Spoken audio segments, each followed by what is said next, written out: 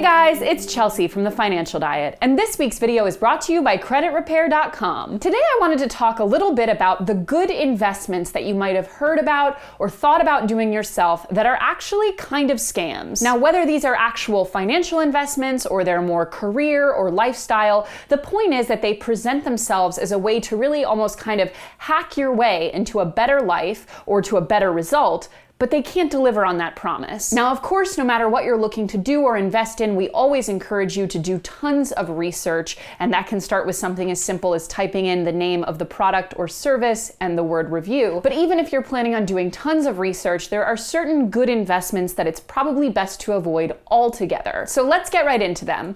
5 good investments that are actually total scams. Number 1 is for-profit schools. Now, put very simply, for-profit schools are simply institutions of higher learning that are profit-seeking. They operate like businesses. You've probably heard of a lot of them in your day-to-day life, things like Strayer, DeVry, Phoenix, or even Trump University, which in its short lifespan managed to scam a lot of people. Now, first of all, these schools are often targeting lower-income students and quite frequently students who would otherwise be looking at community colleges. And this is really predatory when you consider that the cost on average of for-profit institutions is markedly higher than its not-for-profit counterparts. And having been a community college student myself who paid almost literally $0 each semester for tuition after the student financing and grants that were available to me, I can confirm that these prices are pretty damn ridiculous compared to what you could be looking at with a community college. But it's not just the raw cost, it's also the degree to which for-profit students are encouraged to take out loans.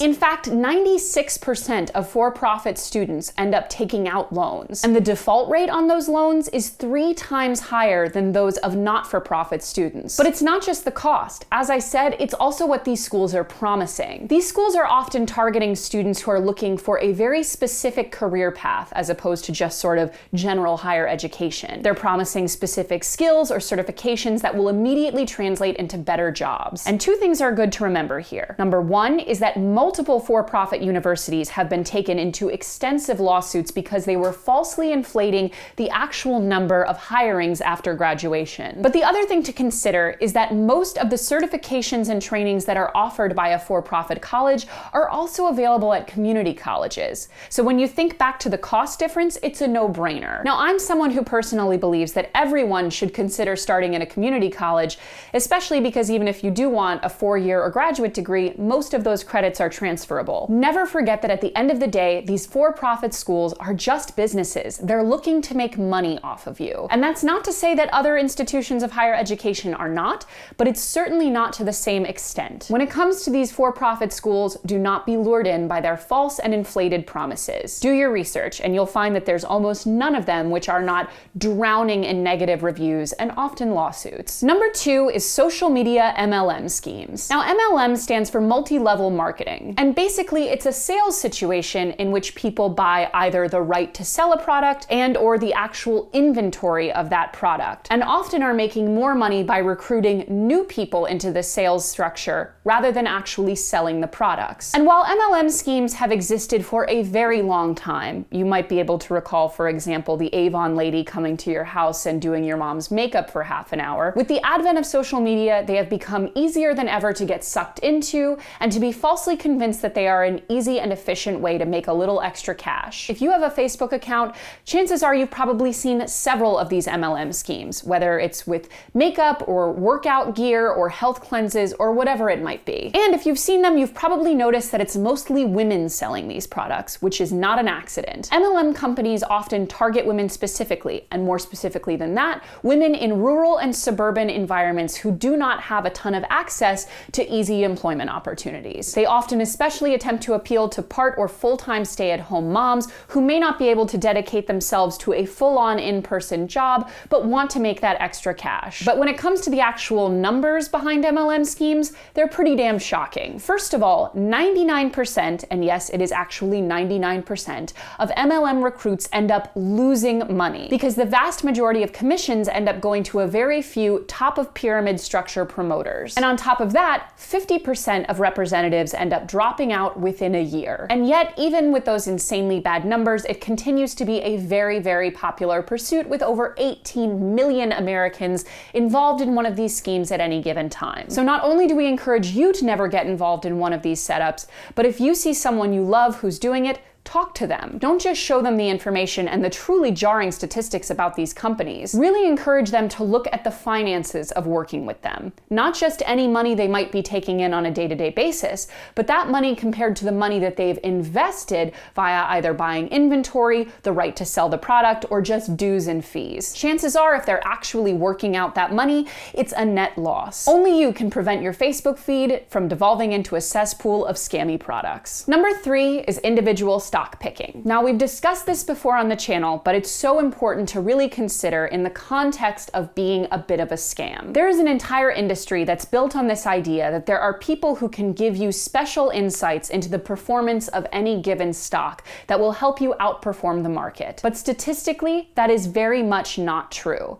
And more importantly, a feeling that you might have that the more involved and active and the more insight you add to any given endeavor, the higher it will pay off for you, is totally incorrect when it comes to investing, and in fact is one of the easiest ways to sabotage yourself. When it comes to investing, following the market, setting it, and forgetting it is very often the best way to go. Even if you're not paying a professional to help you pick these stocks, just doing them yourself is an easy way to shoot yourself in the foot. Well over half of individual stocks underperformed the market on a long enough time frame. Now, if you still do want to pick some individual stocks, first of all, we recommend that it make up a very small portion of your overall portfolio, ideally around 5%. And if you do ever want to use your personal insight or conviction, you have to look at it the right way. It's important to remember that if you are ever going to buy a stock based on the prediction that it will do well in the future, it should never be about a short-term benefit. Because chances are, if you have access to that information, so does the market,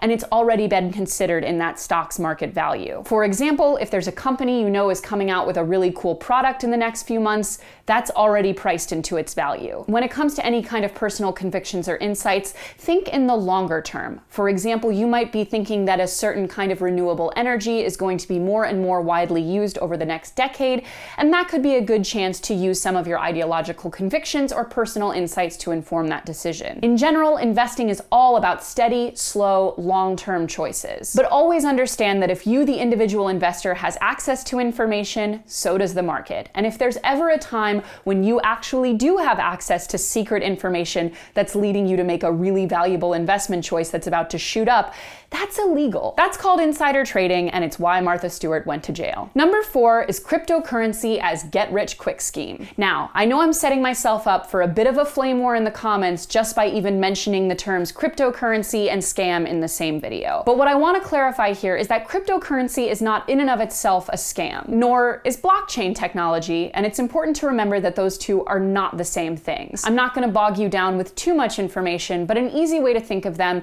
is cryptocurrency is the actual currency being used, and blockchain is simply a technology that allows for an open, publicly agreed upon, and unchangeable ledger of transactions that allow people to see the transactions and, more importantly, the ownership of things. But cryptocurrency is not in and of itself anything inherently bad or scammy, and many people do believe that it is an important tool for humans in the digital age to interact with one another. And for that reason, many people invest in cryptocurrency from an ideological perspective. They want it to become a more and more commonly used thing and know that participating in it and buying into it will help that happen. And there's nothing wrong with that, especially if you can really afford to do it. But what is dangerous and scammy is the presentation or discussion of cryptocurrency as a way to get rich fairly quickly, or even as a relatively solid investment for the average person. And it's not just the crypto brokers who are doing this. It's also the people who generally evangelize the technology way past its reasonable financial expectations. Over the past few years especially, there have been cases of people mortgaging their homes or liquidating most of their portfolios in order to buy in super heavy in cryptocurrency. And these big spikes in the value of certain coins are leading the average person to feel like it's a super good opportunity to make a lot of money in a short period of time. And this plays on a really dangerous fallacy that comes up over and over and over again in finances, which is the idea that something can be an extremely good, valuable opportunity and also open to everyone. When something sounds too good to be true as a financial opportunity, it usually is. Basically, investing in cryptocurrency is just speculation, not really that different from speculating on the value of individual stocks. But there's a big difference. Cryptocurrency is much more volatile and risky. There's not a lot of history to go off of for the trends in value, and the future of cryptocurrency for how it will be used in major countries is still really uncertain. And it's because of this volatility that for the average person, it should not represent more than about 1% of your overall portfolio. And yes, that sounds really low, but that's because it has to be in order to counterweight all the huge risks you're taking on by investing in it. 1% gives you a little wiggle room so that, hey, if it pays off really big, you're glad you did it, but it allows you to protect yourself against the overwhelming chance that it won't, even if it's something that you feel very ideologically convicted in participating in because you do believe that cryptocurrency is a large part of our future interaction. Only limit it to what you can afford to lose. Number 5 is cleanses. Similarly to these MLM schemes you've probably seen on your social media, and sometimes they're one and the same,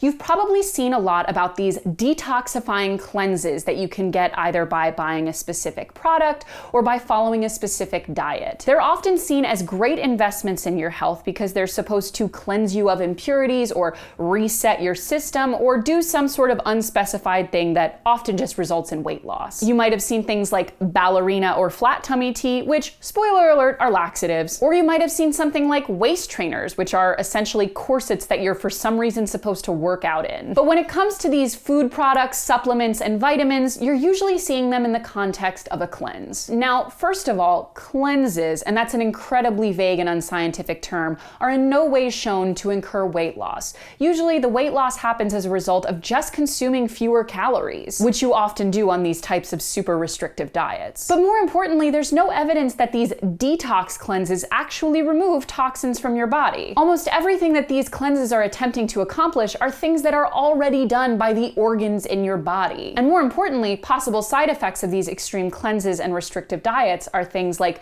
dehydration, fatigue, weakness, and even muscle atrophy. Even colon cleanses like enemas and certain laxatives have not been proven to really help with the detoxification process, which, quite frankly, why would anyone want to do a colon cleanse just for the fun of it? But it's not just the bullshit pseudoscience, which is reason enough to avoid these. It's also that they're often really expensive. A lot of these juice-only diets are $10 or more per bottle and insist that you drink several of these every day. Many of the popular 3-day cleanses offered on social media are $200 a pop, and the ones that send you pre-packaged meals and supplements that you have to follow strictly can be over $2,000 a month. Eating an overall healthy, well-balanced diet of real foods, more based on produce the better, is a good way to stay healthy. And a cost-effective one. There is no magical cleanse or diet that you can do to your body that will get rid of toxins or make you lose weight for any other reason than you're consuming way too few calories. They can be very tempting with the before and after photos and the celebrity endorsements and this overall idea that they're a get-rich-quick scheme, but with your body. Just like financial investments though, if it sounds too good to be true, it probably is. Whether it's your body or your bank account, there is no quick fix to getting what you want. And so often the solutions that matter for us in the long term are slow and steady and fairly unsexy. And one of the worst decisions you can make when it comes to your financial future is living with bad credit. And if you are someone who is experiencing credit issues and wants to help fix it in a fast and painless way,